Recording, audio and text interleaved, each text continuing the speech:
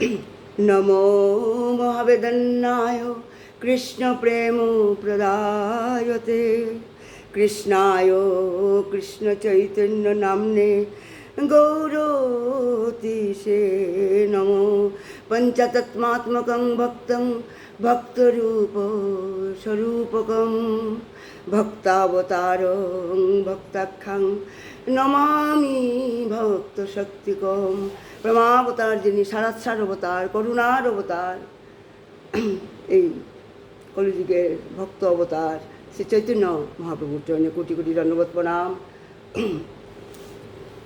আর গুরুদেবের চরণে প্রণাম জানিয়ে শুরু করছি। আমি যেন শুদ্ধ মনে শুদ্ধভাবে যাতে আমার জিহ্বাকে পবিত্র করতে পারি। আজকে আমরা মহাপ্রভুর মহাদান রাধাদাস্যম আমরা রসাস্বাদন করব। 500 বছর আগে সমাজে শুষ্ক পাণ্ডিত্যের প্রতিপত্তি ছিল, খুব প্রচণ্ড ছিল। ওই পাণ্ডিত্যের ঊষর মরুতে ভক্তির প্লাবন এনেছিলেন আমাদের গৌরসুন্দর। তখন ভক্তির কদর ছিল না, ছিল না অনুভূতির আকুতিও ছিল না। তাই তো চৈতন্য ভাগবতে গীতা ভাগবত যে জনে যে পড়ায় ভক্তির ব্যাখ্যান নাহি তাহার জিহ্বায়। তখন ভক্তির আলোচনা করা হতো না বেশি, ভক্তির কদর ছিল না 500 বছর আগে। আর তাই মহাপ্রভু আবির্ভাবের আগেও কবি বিদ্যাপতির আক্ষেপ ছিল, কত বিদগ্ধ জন রস অনুগমন অনুভব কার না পেখ। সেই ব্রাহ্মণ্য ধর্মকে উপেক্ষা করে সমাজের গভীরে জাতিভেদ প্রথাকে বিন্দুমাত্র আমল না দিয়ে মহাপ্রভু ঘোষণা করেছিলেন হরিভক্তিপরায়ণ চণ্ডালও ব্রাহ্মণ থেকে শ্রেষ্ঠ। একটা চণ্ডালও ব্রাহ্মণ থেকে শ্রেষ্ঠ হয়। তৎকালীন সমাজে এমন কথা বলার সাহস ছিল না কারো। মহাপ্রভু আরও বলেছিলেন কৃষ্ণ ভজনে নাহি জাতি কুলাদি বিচার। কৃষ্ণ ভজন করতে, কৃষ্ণকে ভালোবাসতে, হরি কথা বলতে জাতি মানে জাতি কুলাদির বিচার নেই। তাই কৃষ্ণ ভজনে নাহি জাতি কুলাদি বিচার। আর মহাপ্রভু আরও বলেছিলেন জীবে সম্মান দিবে জানি কৃষ্ণ অধিষ্ঠান। আর বজ্রনীনাথ কণ্ঠে তিনি উচ্চারণ করেছিলেন ভারত ভূমিতে জন্ম হইল যার জন্ম সার্থক করি করো পর উপকার। আর ভগবান শ্রীকৃষ্ণ এই জাতিভেদ প্রথা মানেননি কিন্তু। তাই তো ভগবান শ্রীকৃষ্ণ অর্জুনকে কি বলেছিলেন, তার প্রিয় সখা অর্জুনকে বলেছিলেন চাতুর্বর্ণং ময়া সৃষ্টং গুণং কর্ম বিভাগস। এই প্রচলিত 4টি বর্ণই আমি সৃষ্টি করেছি বলেছেন ভগবান শ্রীকৃষ্ণ, তবে জাতি হিসাবে নয়। ভগবান অর্জুনকে বলেছিলেন জাতি হিসাবে নয়, কিন্তু গুণ আর কর্ম বিবেচনা করে ভাগ করা হয়েছে এই 4টি বর্ণ। এটা হচ্ছে অর্থনীতির বিষয়। অর্থনীতিতে তাকে বলে শ্রমবিভাগ বা ডিভিশন অফ লেবার। তা যেভাবে হিন্দু শাস্ত্র অনুসারে ব্যানার্জির ছেলে ব্যানার্জি হবেন, যে ব্যানার্জি বন্দ্যোপাধ্যায় মানে ব্যানার্জির ছেলে ব্যানার্জি হবেন, কিন্তু ব্রাহ্মণ হবেন কি না নিশ্চয়তা নেই। আপনার মন দিয়ে শুনবেন। তাই তার কাজ আর গুণের বিবেচনায় জাতি এবং বর্ণ নির্ণীত হবে। ব্রাহ্মণ কুলে জন্ম হলেই যে সে ব্রাহ্মণত্ব লাভ করবে তার নিশ্চয়তা নেই। কাজ এবং গুণ বিবেচনা করেই তার বর্ণ এবং জাতি নির্ণয় করা হবে। যেভাবে আমরা উদাহরণ দিতে পারি, যেভাবে মহাভারতে কৌরবদের সেনাপতি ছিলেন দ্রোণাচার্য, তাই না? দ্রোণাচার্য সেনাপতি ছিলেন, তাদের অস্ত্রগুরু তিনি ছিলেন, অস্ত্রবিদ্যাও তাদেরকে শেখাতেন। জন্মসূত্রে তিনি ব্রাহ্মণ ছিলেন। দ্রোণাচার্য ব্রাহ্মণ ছিলেন জন্মসূত্রে, অর্থাৎ তিনি ছিলেন ব্রাহ্মণ সন্তান। ব্রাহ্মণ সন্তান হলেও ব্রাহ্মণ বলে কিন্তু স্বীকৃতি পাননি তিনি। শাস্ত্র অনুসারে তিনি ক্ষত্রিয় কর্মের নিরিখে তার মানে পরিচয় হয়েছিল। সমাজেও ক্ষত্রিয় হিসাবে তিনি পরিচিত ছিলেন। দ্রোণাচার্য ব্রাহ্মণ কুলে জন্ম হয়েও তিনি সমাজে কিন্তু তিনি ক্ষত্রিয় হিসাবে পরিচিত ছিলেন। আবার আরেকটা উদাহরণ, যেভাবে দেবর্ষি নারদ, জন্মসূত্রে নারদ মুনি ছিলেন শূদ্র, তাই না? ব্রাহ্মণ, ক্ষত্রিয়, বৈশ্য, শূদ্র। জন্মসূত্রে নারদ ছিলেন শূদ্র, একটা শূদ্র নারীর থেকে জন্ম হয়েছিল, জন্মসূত্রে শূদ্র, কিন্তু শাস্ত্র প্রমাণে তিনি ছিলেন ব্রাহ্মণ। হ্যাঁ, সমাজে তিনি ব্রাহ্মণ হিসাবে পরিচিত এবং পূজিত। তিনি দেবর্ষী এবং দেবতাদেরও তিনি প্রণম্য, দেবতারাও তাকে সম্মান করত ব্রাহ্মণ হিসাবে, কিন্তু জন্ম হয়েছিল শূদ্র।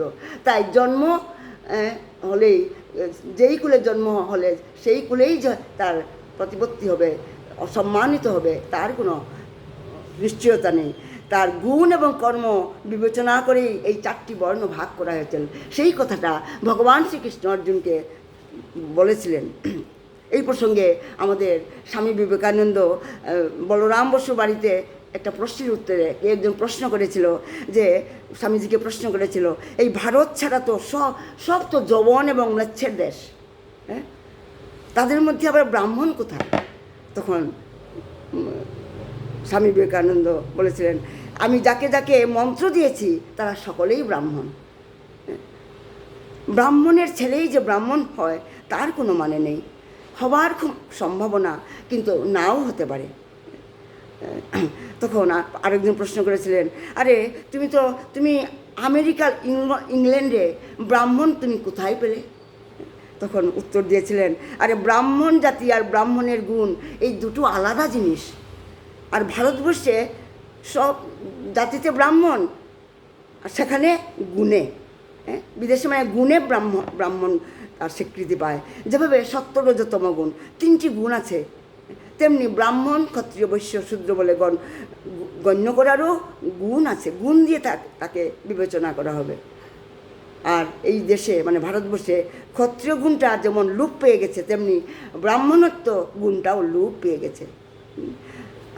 আর ওই দেশে মানে বিদেশে, ও দেশে এখন সব ক্ষত্রিয়ত্ব থেকে ব্রাহ্মণত্ব মানে লাভ করছে, মানে তাই এইভাবে আমরা দেখছি। এই এসেছেন, হ্যাঁ, তাই দেশে বিদেশে কত সাধক সাধনায় সিদ্ধ হয়ে নিজ নিজ তত্ত্ব প্রচার করেছেন এবং যুক্তি গ্রাহ্য গ্রন্থ রচনা করেছেন, আর নানাভাবে ভাবের বিনিময়ও করেছেন, প্রচারের আলোই এসেছেন। কিন্তু আমাদের চৈতন্য মহাপ্রভু কিন্তু তা করেননি। তার বাণীময় হয়ে উঠেছিল তার জীবন, তার আচরণে। তিনি নিজেই যেন একটা সজীব সচল প্রেমামূর্তি হয়ে উঠেছিলেন, জাতি ধর্ম নির্বিশেষে সকল মানুষের কাছে। কাউকে তিনি বলেননি আমার পদাঙ্ক অনুসরণ করো, বলেননি তিনি তিনি কারো কাছে যাননি তার মতবাদ প্রচার করতে, কিন্তু দলে দলে জাতি ধর্ম নির্বিশেষে মানুষ এসেছেন তার কাছে একটু শান্তির আশায়, স্বস্তির জন্য। সাধারণ যেমন এসেছে, অসাধারণরাও এসেছেন গুরু নানক পর্যন্ত। গুরু নানক স্তম্ভিত হয়েছেন মহাপ্রভুর দর্শন মানে তাকে দর্শন করে, হতবাক হয়েছেন তার ভাব অনুভব করে, আনন্দে নেচে উঠেছেন তিনি। পুরীর জগন্নাথপুরীর গম্ভীরা কক্ষে মহাপ্রভুকে পরিক্রমা করে এই নানক, গুরু নানক, তিনি পুরীধামে গিয়েছিলেন, মহাপ্রভুকে দেখে স্তম্ভিত হয়েছিলেন, আর তিনি গম্ভীরা কক্ষে মহাপ্রভুকে পরিক্রমা করেছিলেন। আর এসেছিলেন ইউরোপের রেনেসা আন্দোলনের অধ্যাপক মার্টিন লুথার, নীলাচলে তিনিও জগন্নাথপুরীতে এসেছিলেন। এই মার্টিন লুথার মহাপ্রভুকে দেখে মুগ্ধ হয়েছিলেন, বিস্মিত হয়েছিলেন, ভালোবেসেছেন মনে প্রাণে, আর মানে প্রশান্তি নিয়ে তিনি ফিরে গিয়েছিলেন সেবা ধর্মের ইতিবৃত্তি জেনে এবং বুঝে। কীভাবে সেবাবৃত্তি জেনেছিলেন মহাপ্রভুর কাছ থেকে এই মার্টিন লুথার।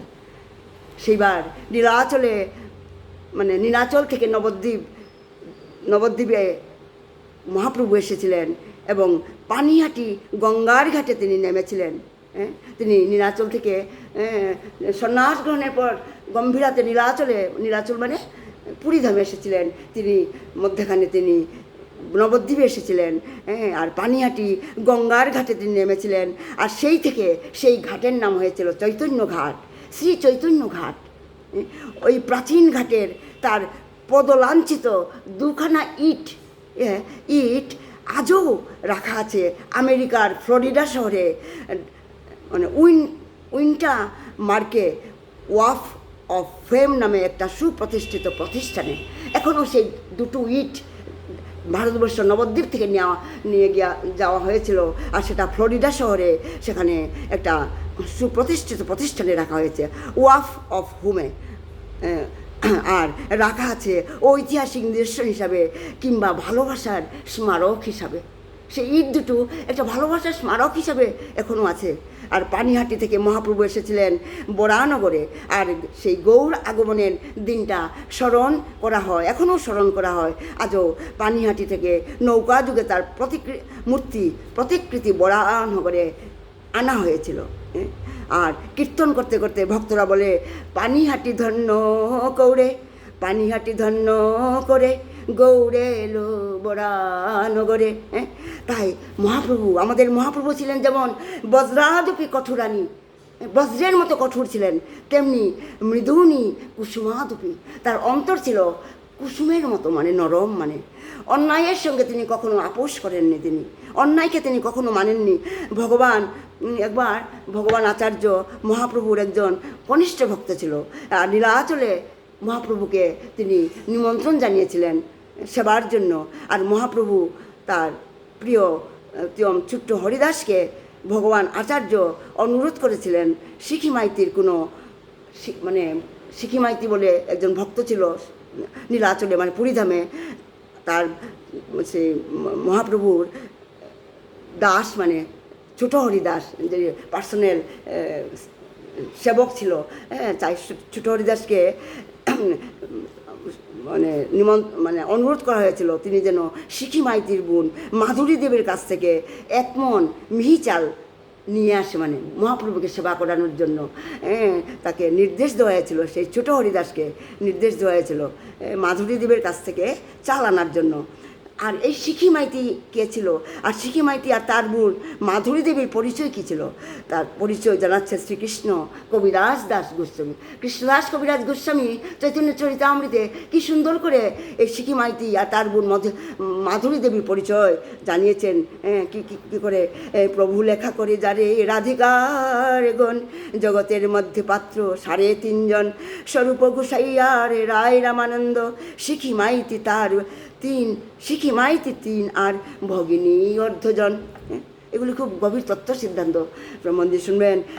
আর মহাপ্রভু সেদিন প্রসাদ পেতে পেতে সেই আচার্যকে, কারণ ভগবান আচার্যের বাড়িতেই তো নিমন্ত্রিত হয়েছিলেন, সেই ভগবান আচার্যকে মহাপ্রভু প্রসাদ পেতে পেতে জিজ্ঞাসা করলেন, এত ভালো মিহি চাল কোথায় পেলে আচার্য, ভগবান আচার্য? তখন ভগবান আচার্য তখন বললেন, আচার্য কহে মাধুরী পাশ মাগিয়া আনিল। এই ছোট হরিদাস সেই মাধুরী দেবীর কাছ থেকে চাল মানে খুঁজে নিয়ে এসেছে। ছোট হরিদাস খুঁজে নিয়ে এসেছে। মহাপ্রভু তখন তার সেবক গোবিন্দকে বললেন যে এই ছোট হরিদাস যেন আর আমার এখানে না আসে, তাকে বারণ করবে। দ্বার মানা হলো প্রিয় ছোট হরিদাসের। কেন তাকে মানা করলেন মহাপ্রভু? সেটাও চৈতন্য চরিতামৃতে কৃষ্ণদাস কবিরাজ গোস্বামী বলেছেন, প্রভুকে বৈরাগী করে প্রকৃতি সম্ভাষণ দেখিতে না পারি আমি তাহার বদন। ছোট হরিদাসকে মহাপ্রভু ত্যাগ করলেন স্ত্রী সম্ভাষণ করার অপরাধে, স্ত্রী সম্ভাষণ করার অপরাধে ত্যাগ করলেন। বিরক্ত সন্ন্যাসীর মহিলাদের সঙ্গে মানে কথা বলা নিষেধ। মহাপ্রভু খুব স্ট্রিক্ট ছিলেন, মানে তাই তো বলা হয় বজ্রাদপি কঠোরানি, তিনি বজ্রের মতো কঠোর ছিলেন। তিনি সন্ন্যাস ধর্ম তিনি খুব খুব কঠোরভাবে তিনি পালন করতেন। তাই ছোট হরিদাস যখন একটা স্ত্রীকে সম্ভাষণ করেছিলেন, তাই তো মহাপ্রভু তাকে ত্যাগ করেছিলেন, কারণ স্ত্রী সম্ভাষণ করার অপরাধে। তারা তো সাধারণ স্ত্রীলোক ছিলেন না, কারণ এই মাধুরী দেবী কিন্তু সাধারণ দেবী মহিলা ছিলেন না, তিনি ছিলেন রাধিকার গণ। গণ মানে কি, মানে মঞ্জুরি। তিনি পূর্বজন্মে রাধিকার সেবিকা ছিলেন, তারা গোপী ছিলেন। তাই তাকে সাধারণ মহিলা ভেবে তাকে সম্ভাষণ করার জন্য তিনি হরিদাসকে ত্যাগ করেছিলেন। তার লঘু অপরাধে এই গুরুদণ্ড কেন দেওয়া হয়েছিল? নিজ ভক্তে দণ্ড করে ধর্ম বুঝাইতে, এই ধর্মকে স্থাপনা করার জন্য, সন্ন্যাস ধর্মকে স্থাপনা করার জন্য মহাপ্রভু এই মানে নিজ মানে ভক্তে দণ্ড করে ধর্ম বুঝাইতে লঘু অপরাধে তাকে গুরুদণ্ড দিয়েছিলেন। হ্যাঁ, নিজের সন্ন্যাসী বলে মহাপ্রভু সদা সবসময় তিনি সতর্ক থাকতেন। বলতেন শুক্ল বস্ত্রেমসি বিন্দু জয়ছে না জুয়াই, সন্ন্যাসীর অল্প দোষ সর্বলোকে গায়। কারণ সন্ন্যাসীর অল্পমাত্র দোষও মানুষ কী করে এটাকে বিরাট বলে তারা আলোচনা করে, মানে দোষ খুঁজে, মানে যেভাবে নবদ্বীপের শাক্ত ব্রাহ্মণরা দল বেঁধে কাজীর কাছে নালিশ জানিয়েছিল, ডাকাডাকি হাঁকি করে খুর করতাল বাজিয়ে উচ্চস্বরে হরিনাম করা হিন্দু ধর্ম নয়, হিন্দু ধর্ম নয়। তাদের পরামর্শে কাজী ঘোষণা করলেন নবদ্বীপে উচ্চস্বরে নাম সংকীর্তন করা চলবে না। তার আদেশে তার নগর রক্ষীরা কীর্তন বন্ধ করে দিল, মৃদঙ্গ ভেঙে দিল।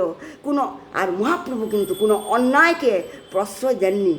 চৈতন্যদেব ধর্মের প্রতি কাজীর এই অন্যায় অনিরপেক্ষ আদেশ তিনি মানবেন কেন? মহাপ্রভু মানেননি সেই কাজীর নির্দেশ। তিনি, কারণ মহাপ্রভু ছিলেন সত্যের পূজারী, ধর্মের রক্ষক ছিলেন। তিনি স্থির করলেন তার প্রতিবাদ জানাতে কাজীর আজ্ঞা তিনি অমান্য করবেন। তিনি নিজের জনসংগঠন করে সংকীর্তন সহযোগে সন্ধ্যাবেলা মশাল জ্বালিয়ে হাজার লাখ লাখ নবদ্বীপবাসীরা তারা জয়েন করেছিল এই সংকীর্তন আন্দোলনে। আর সমস্ত নবদ্বীপ পরিক্রমা করে কাজীর বাড়ির কাছে এসে সবাই সেই মিছিল নিয়ে মহাপ্রভু সন্ধ্যার সময় সেই সবাই হাতে এক একটা মশাল ছিল। মশাল মানে তো আপনারা বুঝতেই পারছেন, মানে আগুন, মানে মশাল, আগুনের মশাল জ্বালিয়ে লাখ লাখ মানে ভক্তের হাতে মশাল ছিল। আর সেইগুলি নিয়ে মহাপ্রভু মানে কাজীর বাড়ির সামনে এসে আসলেন প্রতিবাদ জানানোর জন্য। অহিংসা প্রতিবাদ, অহিংস আন্দোলন যাকে বলা হয়। সম্ভবত এটাই এই ভারতবর্ষে প্রথম মিছিল ছিল আইন অমান্য আন্দোলনের, প্রথম মিছিল ছিল। পরবর্তীকালে যা আমাদের রাজনৈতিক কারণে সেটা ব্যবহার করা হয়েছে, আর এখনও হচ্ছে।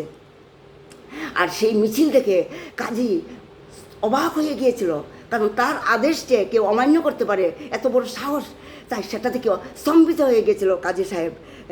আর তিনি মানে সংকীর্তনের রুলে মৃদঙ্গের বলে কম্পিত হয়েছিল তার এই জনসংগঠন দেখে। আর নিজের কৃতকর্মের জন্য কাজী ক্ষমা প্রার্থনা করেছিলেন মহাপ্রভুর চরণে। আর মহাপ্রভু তাকে অভয় দিয়েছিলেন, কারণ মহাপ্রভু হচ্ছেন পরদুঃখে দুঃখী। তিনি ছিলেন করুণার সাগর, তিনি ছিলেন প্রেমাবতার, করুণার অবতার, তিনি সারাৎসার অবতার, হেন অবতার, অবতারসার, অবতারসার গুড়ায় অবতার, আরে কেন না ভজিলাম তারে। আমরা এখনও কিন্তু চৈতন্য মহাপ্রভুকে জানতে পারলাম না। আমি আমার কথাই বলছি, এটাই আমাদের দুর্ভাগ্য। তাই সেই সেই সেই কাজী সাহেবকে তিনি ক্ষমা করে দিয়েছিলেন। আর সেই কাজী সাহেব প্রতিজ্ঞা করেছিলেন তার জীবদ্দশায় তিনি কখনো আর খুর কলতা তার মৃদঙ্গ ভাঙবেন না, আদেশ দিয়েছিলেন যে, এবং কী বলা হয়, হরিনাম সংকীর্তন করে কেউ বাধা দেবে না। আর কাজী সাহেব তিনি উইল করে গিয়েছিলেন যে আমার পরে আমার নেক্সট জেনারেশন কখনো এই হরিনাম সংকীর্তনে বাধা দেবে না। তাই আপনারা এখনও দেখবেন মায়াপুরে আমরা যখন যাই, সেই মায়াপুরে থেকে এই ইস্কন মন্দির থেকে কিছুটা দূর রাজাপুর নামে একটা গ্রাম আছে, কত কিলোমিটার হবে, 5 কিলোমিটার হবে। সেই রাজাপুর গ্রামটা সমস্ত মুসলমানরাই থাকে, সেখানে কাজীর বংশধররা থাকে। সেখানে ইস্কন কর্তৃক জগন্নাথ বলরামের সেখানে মন্দির স্থাপনা করা হয়েছে, যেটা নান ডিফারেন্ট দেন পুরী ধামের জগন্নাথ মন্দির থেকে, মানে নান ডিফারেন্ট, মানে সেখানে মুসলমানরাও এসে সেখানে তাদের মানত জানায়। তাই সেটা তখন থেকে সেটা উদ্বেগ হয়েছে।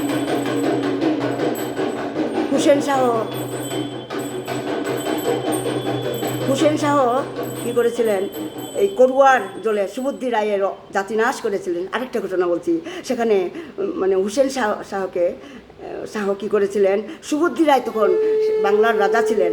আর সুবুদ্ধি রায়কে তাকে করুয়ার জলকে মুসলমান করা হয়েছিল তাকে।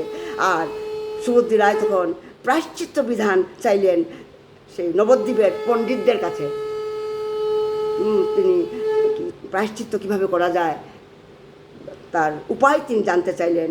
আর স্মার্ত পণ্ডিতরা তখন বিধান দিলেন তপ্ত ঘৃত খেতে হবে তাকে, আর অর্থ সম্পত্তি সমস্ত ব্রাহ্মণদের দান করতে হবে। সেটাই তারা প্রায়শ্চিত্তের বিধান জানালেন।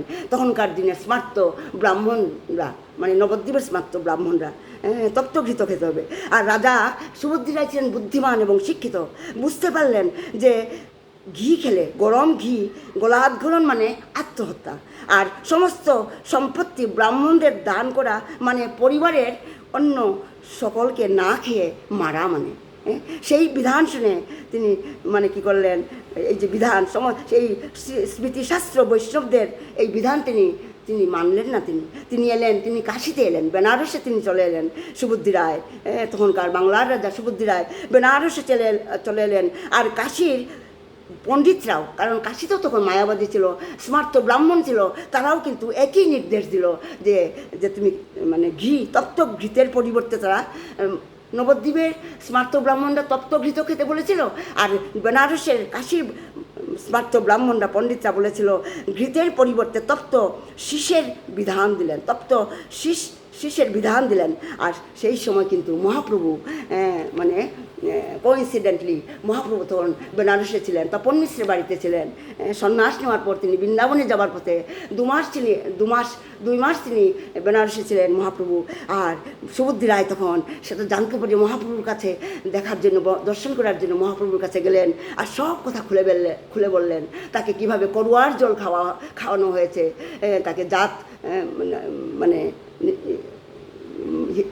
মুসলিমের ধর্ম নেওয়ার জন্য।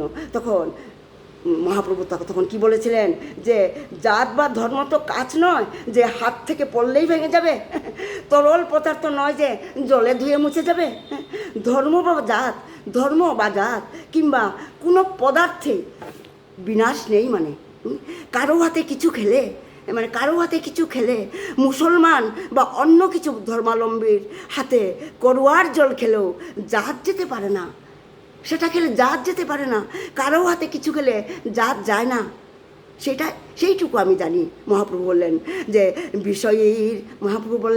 বিষয়ীর অন্ন খেলে মলিন হয় মন, মলিন মনে না হয় কৃষ্ণের স্মরণ। আর মলিন যখন মন হয়ে যায় তখন আমার মনে কৃষ্ণ ভক্তির উদয় হয় না, আমি কৃষ্ণকে আমি স্মরণ করতে পারি না। সেটাই মহাপ্রভু বললেন, বিষয়ীর অন্ন খেলে মলিন হয় মন। তখন মহাপ্রভু রাজা সুবুদ্ধিকে তিনি বুদ্ধি দিলেন, এসব গ্রাম্য কথা আমল না দিয়ে সিধাম বৃন্দাবনে তুমি চলে যাও। সুবুদ্ধি রায়কে বললেন যে তুমি বৃন্দাবনে চলে যাও, তুমি কারো কথা শুনবে না, আর বৃন্দাবনে গিয়ে তুমি সদা কৃষ্ণ নাম করো, যারা ভজন করেন তাদের সেবা করো, মানে বৈষ্ণব সেবা করতে বললেন। আর বললেন সেখানে যাও তুমি, সেখানে গেলে তুমি আনন্দ পাবে এবং প্রেমও পাবে, প্রেমভক্তি লাভ করবে। কারণ বৃন্দাবনের অলিতে গলিতে প্রেম আছে, প্রেম গলি, দান গলি, মান গলি, সেখানে ব্রজের রজে আছে ব্রজরস, সেখানে তুমি চলে যাও। আর মহাপ্রভু তাও বললেন কৃষ্ণ নামে তোমার সর্ব পাপ যাবে। একবার কৃষ্ণ নাম নেওয়া মাত্র তোমার সমস্ত পাপ ধুয়ে যাবে। এক কৃষ্ণ নামে তোমার সর্ব পাপ যাবে, আর কৃষ্ণ নামে প্রেম উপজিবে, আর তোমার ভিতরে হৃদয়ে প্রেম জাগৃত হবে। তাই আমরা আচ্ছা গোপাল, আমি শেষ করছি। মানুষকে তিনি বড়ই ভালোবাসতেন মহাপ্রভু, এত বড় হৃদয়, গল্পে, উপন্যাসে, ইতিহাসে, পুরাণে, শাস্ত্রে, মানুষের দেবতাতে কোথাও দেখা যায়নি, কখনো দেখা যায়নি। এটা যেন হৃদয় নয়, যেন ভালোবাসার একটা পাথার। আর ওই ভালোবাসাই তার প্রবর্তিত ধর্মের মূল মন্ত্র আর প্রধান উপকরণ। তার আকুণ্ঠ বিশ্বাস, শুধু ভালোবাসার আঁকশি নিয়েই ভগবানকে নিয়ে আনা যায় মানুষের কাছে, আর রাখা যায় সেই ভগবানকে বুকের কাছে, প্রাণের কাছে, মনের কাছে। তাই মন্ত্রের ঝকমাকিতে, স্মৃতিশাস্ত্রের শাসানিতে ভগবানের অর্চনা হোক, সেটা তিনি মহাপ্রভু পছন্দ করতেন না, যেটা আমাদের বাবাও সেটাই চাইতেন। তাই মানে কোনো অনুষ্ঠানের মন্ত্রের ঝকমারিতে আর স্মৃতিশাস্ত্রের শাসানিতে ভগবানের অর্চনা করা হোক, সেটা তিনি চাইতেন না, পছন্দ করতেন না মহাপ্রভু। তিনি মনে মনে বিশ্বাস করতেন ভগবানকে ভালোবাসতে মন্ত্র লাগে না, অর্থও লাগে না, কি লাগে, অনুষ্ঠানের কি করে, অনুষ্ঠানের রাজকীয়তাও নিয়মের কারাগারে ভগবানকে বন্দি রাখতে চাননি তিনি। কারণ ভগবানকে ভালোবাসতে মানে অর্থ লাগে না, অন্তরতরকে অন্তরেই রাখতে চাইতেন তিনি, যতনে সোহাগ ভরে আদর করে। তাই তো রবীন্দ্রনাথ ঠাকুরের ভাষায় সেটা কি বলা হয়, তোমার প্রজার ছেলে তোমায় ভুলে থাকাতে তিনি বিশ্বাসী ছিলেন না, তিনি বিশ্বাসী ছিলেন না। তাই তো লক্ষ লক্ষ হিয়া মথিত হয়েছিল এই মহাপ্রভুর দর্শনে, তার প্রেম অনুরাগে, তার ভালোবাসায়। এখানেই চৈতন্য মহাপ্রভুর সঙ্গে অন্যান্য সাধকদের এটাই পার্থক্য। আমার সময় শেষ হয়ে গেছে। নিতাই গৌ সীতানা প্রেমানন্দে হরি হরি বল। জয় জয় খেতুড়ি ধাম কি জয়। ভুলিয়া তোমারে সংসারে আসিয়া পে নানাবিধ ব্যথা, তোমার চরণে আসিয়াছি আমি, বলিব দুঃখের কথা। জননী জঠরে ছিলাম যখন বিষম বন্ধন পাশে, ভুলিয়া তোমারে সংসারে আসিয়া পে নানা বিধ ব্যথা। প্রণাম, সবাইকে প্রণাম, আমার ভুল ত্রুটি মার্জনা করে। জয় শিবানন্দ বাবা কি জয়, জয় গুরুদেব কি জয়। প্রণাম। গান পূজন অনুষ্ঠান আগরতলা প্রণাম অপেক্ষা শুরু করো।